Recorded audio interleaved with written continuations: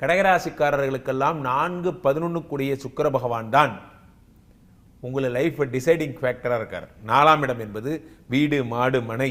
4ஆம் வீடு என்பது உயர்கல்வி உயர் பதவி. 4ஆம் வீடு என்பது கௌரவம்.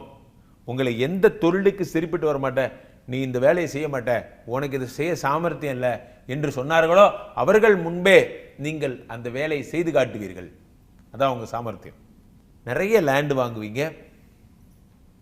உயர்கல்வி உயர் பதவியெல்லாம் சிறக்க போகுது. எல்லாம் பண்ணுவீங்க. 4-11 கூடிய உச்சம் என்னும்போது கௌரவம் அதிகமாகும், சோசியல் ஸ்டேட்டஸ் அதிகமாகும். 4-11 கூடிய சுக்கிரன் உச்சமாகும் பொழுது சினிமா படம் வரைக்கும் உங்களுக்கு கிடைக்கும். 3 கூடிய முயற்சிக்கு உடைய அதிபதி 2 கூடிய தனாதிபதி சூரியனோடு சேரும் பொழுது முயற்சிகளில் வெற்றி கிடைக்கும்.